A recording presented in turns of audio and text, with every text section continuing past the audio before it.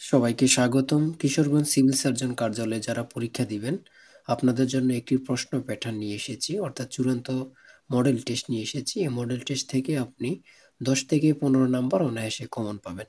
ঠিক আছে?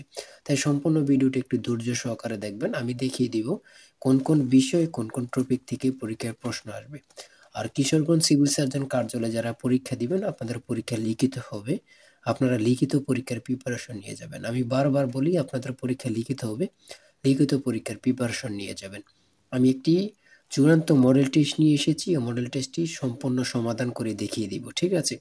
মূল কথায় চলে যাচ্ছি, তার আগে বলে রাখি, আপনারা যারা কিশোরগঞ্জ সিভিল সার্জন কার্যালয়ে পরীক্ষা দিবেন, আপনাদের জন্য অনেক যাচাই বাছাই করে একটি চূড়ান্ত স্পেশাল সাজেশন তৈরি করা হয়েছে। সাজেশনটি নিতে স্ক্রিনে দেওয়া হোয়াটসঅ্যাপ নাম্বার রয়েছে, ইমো নাম্বার রয়েছে।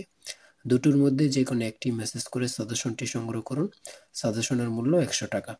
আমি বলি, আপনারা যারা কিশোরগঞ্জে পরীক্ষা দিবেন, এই 100 টাকার বিনিময়ে হলে অবশ্যই সাজেশনটি নেবেন, ইনশাল্লাহ পরীক্ষায় পাশ করতে পারবেন।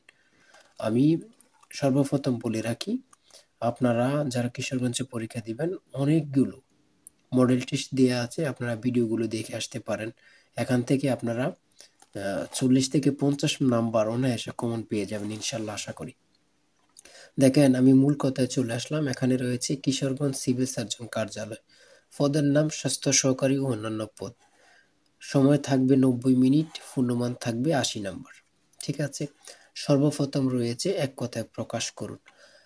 লিখিত পরীক্ষা বলতে আমি প্রত্যেকটি ভিডিওর মধ্যে বলি, লিখিত পরীক্ষা বলতে এক কথা প্রকাশ, সন্ধি বিচ্ছেদ, কারক ও বিভক্তি, তারপরে ট্রান্সলেট থাকবে। লিখিত পরীক্ষা ট্রান্সলেট থাকবেই, এটা কিন্তু আপনারা মনে রাখতে হবে। তারপরে শর্ট করে একটি প্যারাগ্রাফ থাকবে।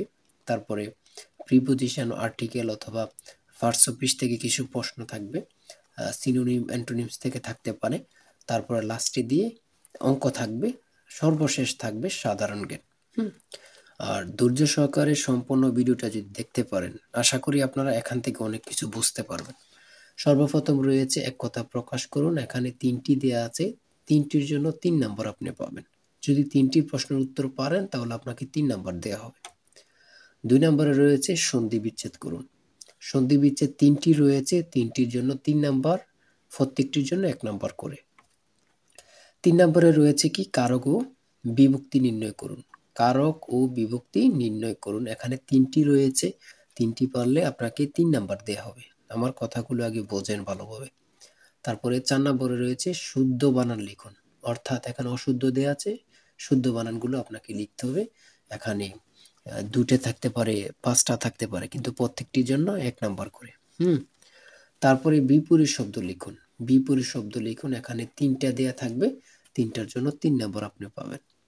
তারপরে 6 নম্বরে রয়েছে নিম্নোক্ত শব্দ জোড়ের অর্থ লিখুন। এখানে আপনার 2টা লিখতে হবে, 2টার জন্য আপনারা 2 নাম্বার পাবেন।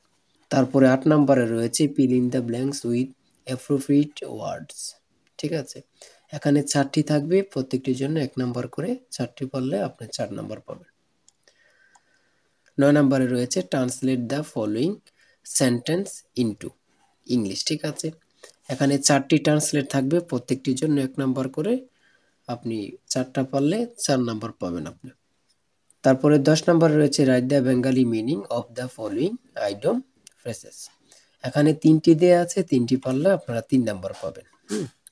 তারপরে 11 নম্বরে রয়েছে রাইট অ্যান্টোনিম। হ্যাঁ, আমি বললাম না, অ্যান্টোনিম থেকে থাকতে পারে অথবা সিনোনিম থেকে 3 থেকে 4টা প্রশ্ন থাকতে পারে। অ্যান্টোনিম থেকে দিয়েছে এখানে 3টি প্রশ্ন, আপনি যদি 3টি পারেন 3 নাম্বার পাবেন। তারপরে 12 নম্বরে দিয়েছে changing voice, changing voice of the following sentence.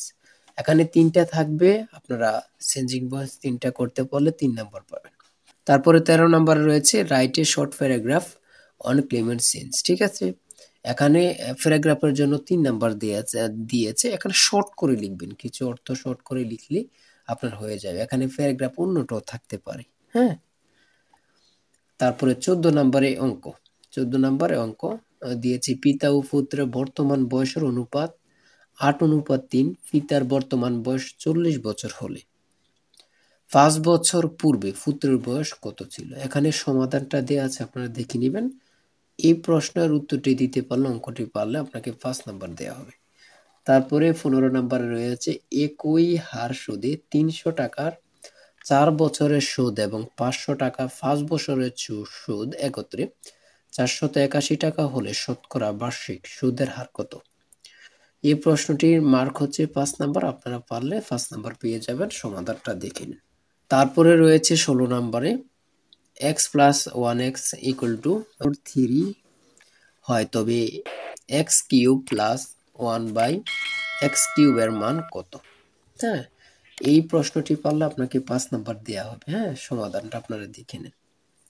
তারপরে 17 নম্বরে রয়েছে ফার্স একটি পুকুরের দৈর্ঘ্য 80 মিটার এবং প্রস্থ 50 মিটার। যদি পুকুরের প্রত্যেক পাড়ের বিস্তার 4 মিটার হয় তবে পুকুর পাড়ের ক্ষেত্রফল কত?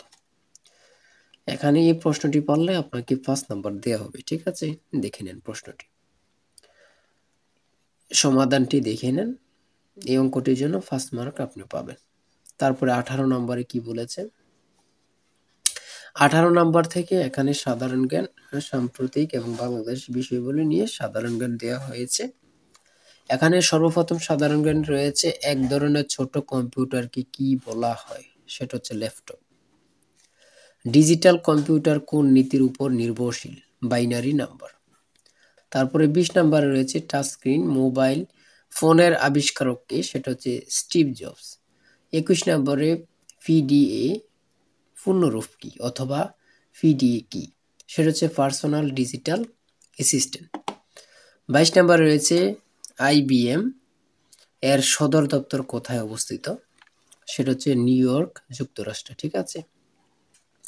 মাইক্রোসফট কত সালে প্রতিষ্ঠিত? 4 এপ্রিল 1975 সালে। 4 এপ্রিল 1975 সালে।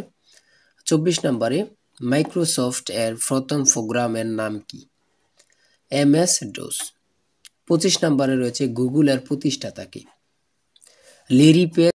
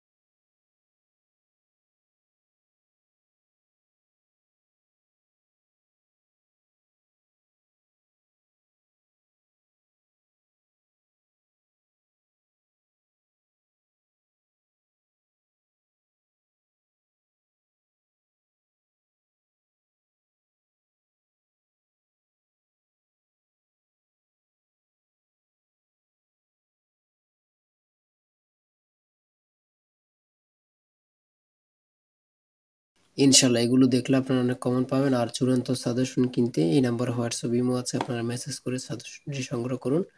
সবাই ভালো থাকবেন, সুস্থ থাকবেন। আল্লাহ হাফেজ।